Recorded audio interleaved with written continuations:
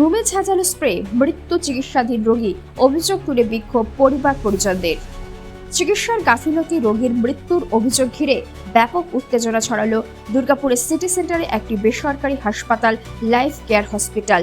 মৃতের নাম রাজকুমার মণ্ডল, 58 বছর। তিনি দুর্গাপুরের বেনেচিতির বাসিন্দা। পরিবারের অভিযোগ, চলতি মাসের 23 তারিখ চিকিৎসক ছুটি লিখে দেওয়ার পরও স্বাস্থ্য বীমা সংক্রান্ত সমস্যার অজুহাতে রাজকুমার মণ্ডলকে হাসপাতাল থেকে ছাড়েনি কর্তৃপক্ষ। এরপর হঠাৎ হাসপাতালের তরফে জানানো হয় রোগীর কক্ষে ঝাঁঝালো স্প্রে করার ফলে তার শারীরিক অবস্থার অবনতি হয়েছে। তার দুদিন পর রবিবার মৃত্যু হয় তার। এই ঘটনাকে কেন্দ্র করে হাসপাতালে চরম উত্তেজনা ছড়িয়ে পড়ে। ক্ষুব্ধ পরিবার পরিজন ও আত্মীয় স্বজনরা হাসপাতাল চত্বরে বিক্ষোভ দেখান। তাদের দাবি, চিকিৎসার চরম গাফিলতি, অবহেলা এবং দায়িত্ব জ্ঞানহীনতার কারণেই রাজকুমার মণ্ডলের মৃত্যু হয়েছে। ঘটনার পূর্ণাঙ্গ তদন্ত এবং হাসপাতাল কর্তৃপক্ষের বিরুদ্ধে কঠোর ব্যবস্থা নেওয়ার দাবি তুলেছেন তারা। মৃতের মেয়ে কবিতা চট্টোপাধ্যায় অভিযোগ করে বলেন, ছুটি লিখে দেওয়ার পরও জোর করে বাবাকে হাসপাতালে আটকে রাখা হয়েছিল। এরপর রুমে ঝাঁঝালো স্প্রে করা হয়। হাসপাতাল কর্তৃপক্ষের সম্পূর্ণ গাফিলতির জন্যই আমার বাবার মৃত্যু হয়েছে। আমরা হাসপাতাল কর্তৃপক্ষের কঠোর শাস্তি চাই। বিষয়টি পুলিশকে জানানো হয়েছে।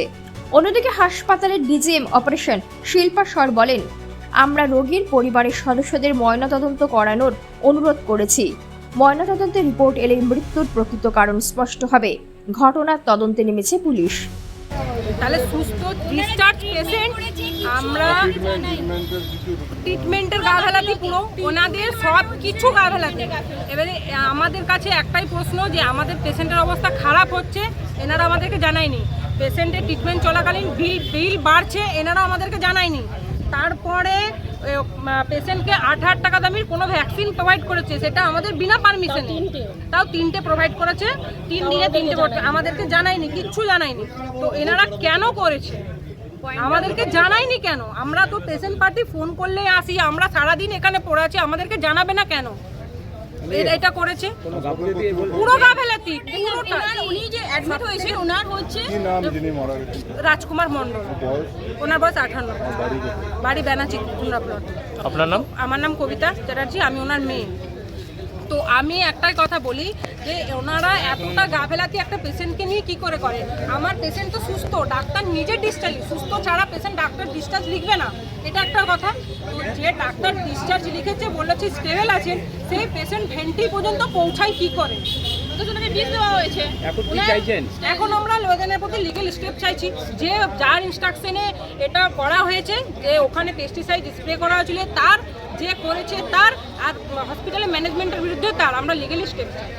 আপনারা কোনো টাকা পয়সা জমা করেছেন? এখন কোনো টাকা পয়সা জমা করি। কত টাকা লাস্ট বিল দিয়ে? লাস্ট 1,49,000 কত টাকা ছিল, মানে 1.5 লাখ টাকা। আমার পেশেন্ট তো নর্মালি অ্যাডমিট করেছিলাম, ঠিক আছে, লাঞ্চের প্রবলেম নিয়ে অ্যাডমিট করার পর পেশেন্ট কন্ডিশনে ছিল। তারপরে ডাক্তার ডিসচার্জ লিখে দেয়। ডিসচার্জ করে দেওয়ার পরে তো ইন্স্যুরেন্স ক্লেম হয়। ক্লেমে এদের গাফিলতি ছিল, এদের গাফিলতি এরা করার জন্য ইন্স্যুরেন্সে ক্লেম এরা প্রপারলি না করার জন্য ইন্স্যুরেন্স ডিনাই করে দেয়। ইন্স্যুরেন্স ডিনাই করে তার মধ্যে পেশেন্ট আমরা হসপিটালে থাকতে থাকতে এদের এখানে কিছু পেস্ট কন্ট্রোল স্প্রে করা হয় ফ্লোরে। করার পর পেশেন্টের কাশি স্টার্ট হয়। কাশি স্টার্ট হওয়ার পর থেকে পেশেন্টের শ্বাসকষ্ট আবার হয়ে যায়। তারপর সেই পেশেন্টকে আইসিইউতে কালকে মুখ আবার ট্রান্সফার করে আইসিইউ থেকে ফির ভেন্টিলেশনে নিয়ে যায়। এখন সকালে আমার বলছে পেশেন্ট এক্সপায়ার করে গেছে। এখন কি বলছে? এখন হসপিটাল বলছে যে কিছু একটা ইয়ে করতে, তো নাহলে যদি টাকা পেমেন্ট কি করবেন না যেটা করুন, নাহলে আমাদের তো খরচা হচ্ছে, নাহলে আপনারা এখন স্বাস্থ্যসাথী কার্ড দিন, তাহলে আমরা স্বাস্থ্যসাথী কার্ডের থেকে সেই টাকাটা স্বাস্থ্যসাথী কার্ডে কি ভর্তি ছিল? না, আমার মেডিক্লেম কার্ডে ভর্তি ছিল, ঠিক আছে, মেডিক্লেম কার্ডে ভর্তি থাকার জন্য মেডিক্লেম কার্ডে এরা যেটা এদের যে প্রসিডিওর আছে, যে এদের এস্টিমেট পাওয়ার পরে যখন ওটা ওভার হয়ে যায় তো এস্টিমেট দিতে হয় হসপিটালকে। সেই হসপিটাল সেটা এস্টিমেট দেয়নি। তারপর কি আপনাদের কাছ থেকে কোনো টাকার জন্য চাপ দিচ্ছিল? এখন টাকা কাল থেকে তো আমার পর চাপ আসছে পেমেন্ট করার জন্য, যেহেতু মেডিক্লেম ডিনাই হয়ে গেছে তো আমাকে পেমেন্ট করতে হবে। তো এবার আমি সেখানে মেডিক্লেমটা কি আপনাদের গাফিলতি না ওদের গাফিলতির জন্য? মেডিক্লেম ওদের গাফিলতির জন্য হয়েছে।